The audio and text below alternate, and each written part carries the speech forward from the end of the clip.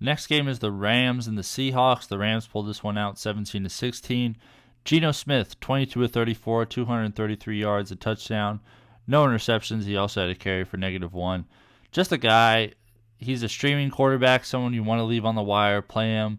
If you need to start someone at quarterback at a desperation and he has a good matchup, I think that's the only time you play him. But he's not like a Zach Wilson, Tommy DeVito sort of level of quarterback, Aiden O'Connell, where you just don't want to play them at all. Drew Lock came in, he was 2 of 6 for 3 yards, 0 touchdowns and an interception. Even if Geno Smith has an injury he's dealing with right now, so it's possible he doesn't play the next week. If that were to happen, I wouldn't play Drew Lock because still, even though he could be reckless with the ball like Jameis Winston, he doesn't add up the yards like he does. So I would just stay away from Drew Lock for the time being. Zach Charbonnet got a lot of run with Kenneth Walker coming down with an injury. 15 carries, 47 yards for him. He also had a fairly busy day receiving the ball with 6 catches, 22 yards. If this Kenneth Walker injury starts to linger, Zach Charbonnet is absolutely a priority add.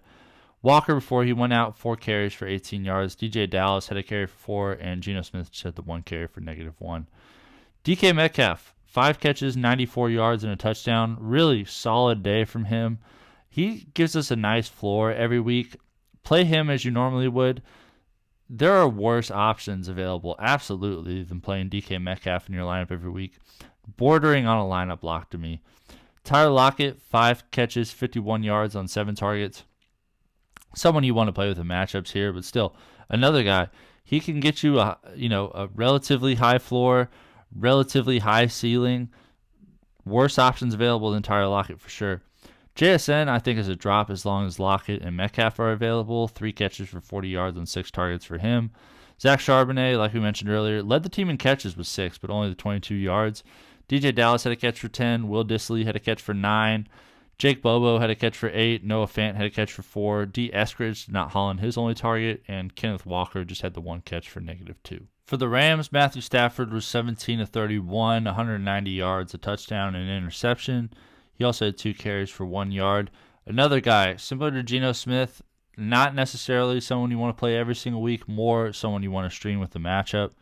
Royce Freeman dominated the carries in this one. 17 carries, 73 yards. Puka Nacua had a carry for 7, but Darrell Henderson, 6 carries, 1 yard. He had the touchdown that saved his day, but still, Kyren Williams is going to come back next week most likely, so Royce Freeman's going to be the guy on the ground if anything else were to happen to Kyren, but keep in mind, Kyren's coming back, so most likely Royce Freeman and Darrell Henderson can be dropped.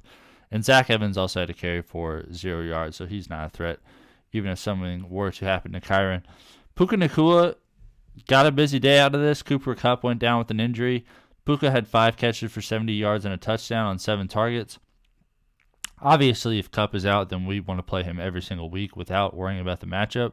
But if Kupp is in, we can be a little bit more choosy there. Demarcus Robinson also had 2 catches for 24. Austin Trammell had 3 catches for 23 on 6 targets. Interesting that he got so many targets. Tyler Higbee is a very safe drop. Just 1 catch for 17 yards on 3 targets. Tutu Atwell really only has value if something were to happen to Cooper Kupp, but he just had the 1 catch for 17 in this one with not a whole bunch of passing volume for the Rams in general. And Cooper Kupp, before he went out, just had the 1 catch for 11 yards.